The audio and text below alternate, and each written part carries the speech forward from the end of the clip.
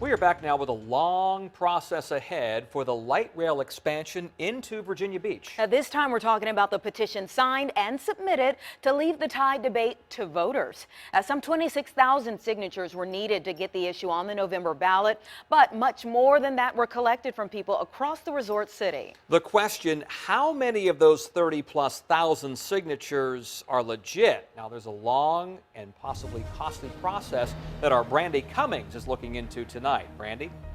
Well, Tom and Anita, we dug deeper and found there is a considerable amount of work that still needs to be done before that question gets on the ballot, with thousands of documents to go through and more than a dozen employees having to work overtime. It all adds up to more money for taxpayers.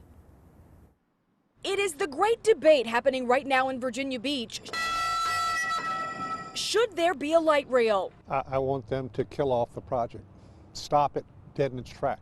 The city's treasurer is leading the opposition. He showed 10 on your side some of the thousands of signatures he and a team have collected in a petition to have a question about the light rail put on the November ballot. The citizens don't want it. Atkinson says they've spent 6 months collecting these more than 32,000 signatures. Lots of work, but there's even more work ahead for the people who have to verify all the names. It's a challenge.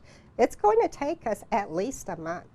Registrar Donna Pattison says this is by far the largest referendum petition her office has ever handled.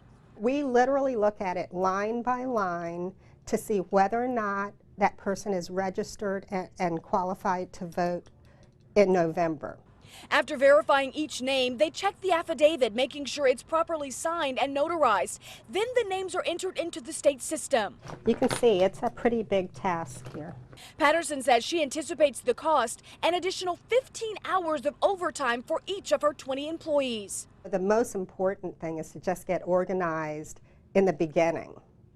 And then you train everyone on the staff to participate in this process, because it can be overwhelming, but we're here to do it. Once her team reaches the more than 26,000 signatures required, Patterson says they stop counting and prepare to put the question on the ballot. They've committed to build it, we're opposed to it, and we're going to show them that they're wrong. And we expect to find out in May if there were enough signatures to get that question on the ballot. Now, the ballot question is non-binding. That means that it only lets Virginia Beach City Council know how the voters feel about the project. It's ultimately up to them to make the final decision. I'm Brandi Cummings, 10 on your side. And Beach Council is expected to vote on that proposal next week, which would allow the city to get $155 million in state money in exchange for going in with HRT on 3 new rail cars.